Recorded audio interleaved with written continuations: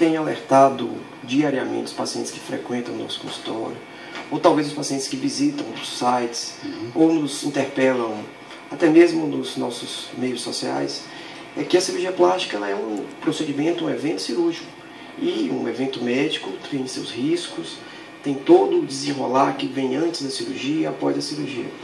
Então, devemos respeitar as necessidades do paciente, porém, as técnicas cirúrgicas. Então, de certa forma, a gente tem que procurar sempre um profissional habilitado, meios adequados à realização do procedimento, de preferência em clínicas adequadas, hospitais adequados. Então, a busca da perfeição, a busca da estética, ela deve ser atrelada também à segurança do paciente. Não tenho dúvida.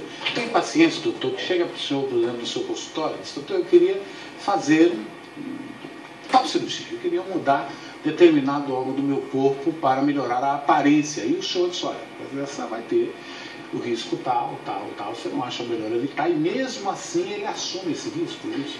De certa forma, o paciente ele já vem, digamos, com as suas intenções, já vem decidido. Porém, a gente está com nossa função, além de cirurgião plástico, a gente também é médico.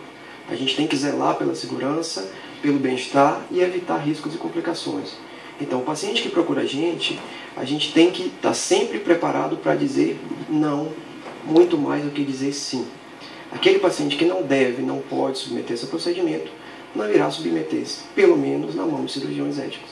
Agora, eu acho que tem um ditado popular que nem todas as vontades são realizadas. Por exemplo, quase todo mundo, uma grande maioria, tem vontade de fazer uma intervenção cirúrgica, uma intervenção plástica. Agora, tem um detalhe, talvez ele não tenha condição, mas estão muito acessíveis. Então, o que torna a acessibilidade talvez seja algo mais amplo do que o campo cirúrgico. Isso está mais relacionado, talvez, às condições econômicas atuais, à facilidade de crédito. Então, essas outras alterações fazem com que o procedimento fique acessível. Porém, não podemos dizer que o procedimento está banalizado porque está mais barato. Não, é um procedimento médico, é um procedimento que exige qualificação, de certa forma, enorme do profissional, e tudo tem o seu custo, tudo tem o seu valor, não só o valor financeiro, mas o valor ético e moral. Eu entendo. A maioria dos problemas que vão à tona na imprensa, problemas durante ou depois das intervenções cirúrgicas, aparecem geralmente em clínicas de menor porte. Exatamente. Não é? Em clínicas que cobram até um preço menor. Não sei se o senhor concorda com isso. Concordo. E também são dois pontos a tratar. O primeiro é que o risco cirúrgico, o risco de eventualidades no procedimento como esse, ele aumenta à medida que você começa a deixar de lado e descuidar de alguns fatores. Principalmente a segurança, a qualificação técnica profissional e do local onde é feito o procedimento. Então essa questão da banalização, ela entra muito por esse caminho. Os pacientes, eles acham que é mais barato, é mais fácil, vão por aquele caminho. Isso deve muito também talvez o grau cultural, o grau educacional da nossa população, que acredita que o mais barato talvez seja o melhor. E não é por aí. Então você acaba passando por procedimentos que vão colocar você sob risco. Qual é a intervenção cirúrgica mais perigosa, por exemplo? Existe? De certa forma, o que traz o perigo, eu gosto sempre de explicar para o paciente no nosso dia a dia, o risco ele não está somente atrelado à cirurgia em si. Ele está mais atrelado ao que vem antes, o que o paciente traz para o nosso consultório. São problemas cardíacos, problemas relacionados à diabetes, problemas relacionados à pressão alta. Então, esses problemas eles podem interferir muito mais do que o ato cirúrgico em si. Por outro lado, o ato cirúrgico é um trauma. O trauma cirúrgico ele é reconhecidamente, estatisticamente e cientificamente relacionado a alterações corporais sistêmicas, ou seja, em todo o organismo. E isso aumenta a chance de complicações. Porém, se a gente for quantificar a cirurgia de maior risco, menor risco, são as cirurgias que têm um tempo mais prolongado, cirurgias que demandam internações maiores. A liposcultura, está perguntando aqui uma telespectadora, ela torna-se mais arriscada do que uma simples lipoaspiração?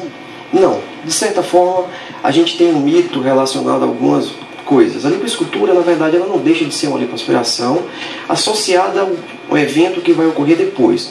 Você retira aquela gordura, prepara aquela gordura e aquela gordura do próprio paciente ela é utilizada para preencher algumas regiões.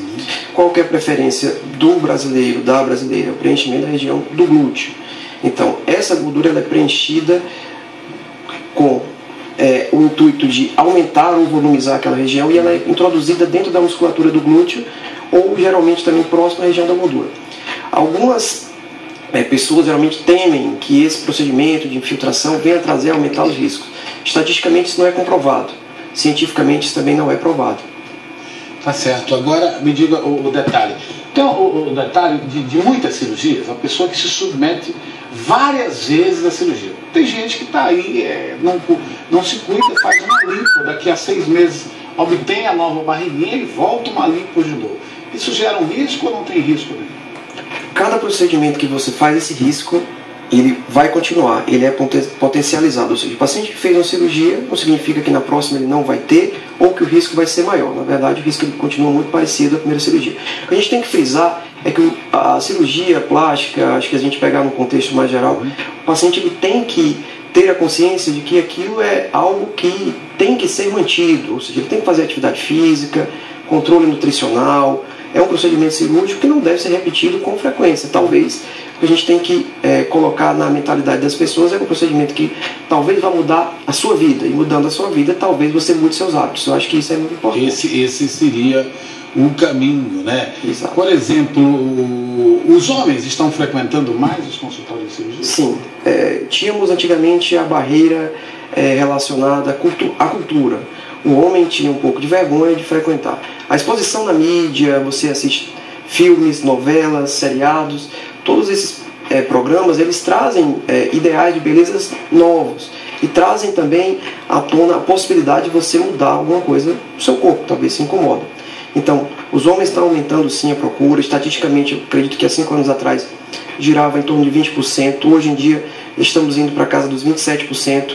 E isso faz com que a gente adeque as nossas técnicas de tratamento, a nossa rotina de atendimento àquele paciente do sexo masculino, geralmente o paciente mais recatado, o paciente que requer mais discrição, tanto no tratamento como no atendimento.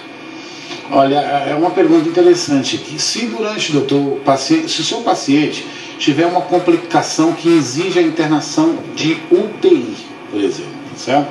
Como o senhor irá conduzir esse caso, sendo que normalmente os procedimentos particulares eles não cobrem o cobrado pela cirurgia essa possível complicação. Exato. O que o paciente deve estar sabendo e já informado antes de fazer a cirurgia é que a cirurgia é potencialmente complicável. Apesar do risco ser estatisticamente baixo, ele não é zero, ele não é nulo, ele pode acontecer. Então, primeira coisa é você se resguardar do ponto de vista de ter na sua retaguarda a presença da UTI. Então não adianta eu fazer o procedimento achando que não vou precisar de UTI e por isso negligenciar esse ponto. Então, o que é orientado, o que é o correto? Sempre operar em locais que tem UTI na sua retaguarda. E se porventura precisar de UTI, a UTI vai estar lá. Essa questão de gastos, de custos, geralmente existe todo um protocolo, uma documentação que a gente geralmente firma entre o paciente, o médico e o hospital. Isso é algo que está, às vezes, mais relacionado à parte contratual, mas se a gente colocar no campo médico, é algo já previsível. Então, isso tem custos adicionais, sim, mas vai muito da relação médico-paciente-hospital.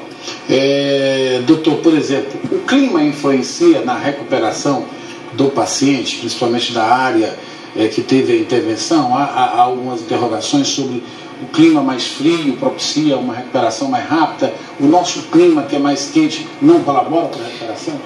Em parte, o nosso clima ele potencializa algo que é muito simples e você observa no seu dia a dia. A gente tem uma sudorese mais excessiva, o calor faz com que a gente fique mais irritado, a pressão ela tende a subir um pouco mais. Então isso atrapalha de certa forma a nossa recuperação dos pacientes. O que a gente sempre tem problema é com a questão do uso das cintas pós-operatórias, que são aqueles dispositivos de compressão graduados que você vai usar como se fosse uma veste, uma roupa, e aquilo no nosso clima, na nossa temperatura, ele não se torna muito agradável, apesar de ser obrigatório. Há cirurgias, por exemplo, há promessas, né, de profissionais que talvez não sejam os profissionais mais credenciados, que eles acabam prometendo aquilo que a própria ciência, que a própria cirurgia não pode cumprir. Vocês também têm conhecimento disso? Isso, a gente tem cada dia lutado mais para evitar esse tipo de problema na nossa área. A nossa sociedade, de certa forma, ela tem feito algum tipo de mídia em cima desse fato. Então, a coisa mais importante é se você frequentar, ir ao consultório do profissional, você deve, de certa forma, entrar no site da Sociedade Brasileira de Cirurgia Plástica. Um site simples, www.cirurgiaplástica.org.br, e lá você vai ter acesso aos profissionais. Você pode pesquisar pelo nome, pelo número do Conselho Regional de Medicina e também pela região. Então, baseado nesses dados, nesses fatos, você pode, de certa forma, traçar um perfil de profissional que vai lhe adequar ao seu tratamento. Qual é a sua opinião sobre otorrinos fazerem cirurgias plásticas em nariz? O otorrino ele é capacitado ao tratamento da área do nariz, tanto da parte funcional como da parte estética, se assim ele tiver o treinamento. Então, se ele lida com aquela área, se ele tem o tratamento, tem o treinamento sobre a região, ele está assim habilitado. A abdominoplastia é uma cirurgia muito cara? A abdominoplastia. Isso, a abdominoplastia é uma cirurgia que tem o seu custo mais relacionado à necessidade do procedimento. O que a gente tem mudado ao longo do tempo é a necessidade de procedimentos adicionais junto à abdominoplastia, que a gente chama de procedimentos adjuvantes, ou seja, a gente vai fazer a abdominoplastia no paciente, mas a gente tem que dar atenção a outras regiões do corpo, que geralmente são os flancos, o dorso. Então a abdominoplastia, praticamente em todos os casos hoje, ela vem casada com a lipoaspiração. Então o procedimento ele já se chama lipoabdominoplastia. Então isso encarece o procedimento, porém, como a gente fala, é algo necessário. Olha, a Rosinelli está perguntando sobre a redução de mamas. É uma cirurgia mais segura? A cirurgia de redução de mamas é uma cirurgia que tem um tempo cirúrgico médio de 2 horas e meia. Então, a segurança da cirurgia ela é muito parecida com as demais cirurgias. Criou-se um mito muito grande a respeito da lipoaspiração, que ela tem um risco maior do que as demais. Todas as cirurgias têm risco. O tempo cirúrgico aumentado ele potencializa o surgimento de algumas das complicações, talvez a mais temida por nós cirurgiões clássicos, que é o tromboembolismo pulmonar. E aí a gente tem que estar atento ao tempo cirúrgico, ao tamanho da cirurgia. Mas como as outras cirurgias, é uma cirurgia de baixo risco. Essa cirurgia de aumento peniano, ela é verídica? Olha, os pacientes perguntam às vezes muito isso pra gente e a gente tem que ser enfático. A cirurgia de tratamento da região peniana é uma cirurgia mais da alçada e do cunho do urologista, que é o especialista na área. Às vezes a gente tem que fazer algumas ponderações, colocar para os pacientes que a nossa área, a cirurgia plástica, ela não é uma área artística somente, ela é uma área científica. A gente tem que fazer o que está embasado em estatísticas, em publicações, em artigos, coisas que tornam os procedimentos talvez cada vez mais seguros e com resultados mais realistas. Então esse procedimento eu acredito que fora da nossa alçada. A técnica cirúrgica ou habilidade do cirurgião influenciam na prevenção do tromboembolismos, especialmente os de gorduras, os gordurosos? Sim, o tromboembolismo está relacionado a 2 coisas muito importantes: tempo cirúrgico e o risco potencial de algum material, que no caso a gordura, adentrar os vasos do paciente. Então, se você tem um treinamento adequado, você sabe a anatomia, você sabe onde que estão cada um dos vasos, as estruturas, em seu posicionamento e topografia, você tende a evitar esse problema. Outro fator é o tempo cirúrgico. Quanto maior o tempo cirúrgico, mais tempo o paciente vai estar acamado, sem a movimentação das pernas, sem a deambulação. Isso é que propicia o tromboembolismo. Mas a gente tem que frisar que o tromboembolismo ele é estatisticamente baixo, porém a gente tem métodos protocolares para tentativa de profilaxia. Por que eu falo tentativa e não prevenção total? Porque existe o risco, ainda que com o tratamento adequado, ele venha a acontecer em raríssimos casos. Tá bom, doutor. Muito obrigado, então, pela sua presença. Um prazer. São inúmeras as participações, não tem como nós repassarmos todas, tá? Muito obrigado, doutor Alexandre Andrade, que colaborou com a gente, tá? Olha, eu vou pro intervalo comercial, Samanta. Quando eu voltar, eu volto com aquele episódio da sala de aula e volto falando com o deputado Alexandre, aqui do vizinho estado do Maranhão.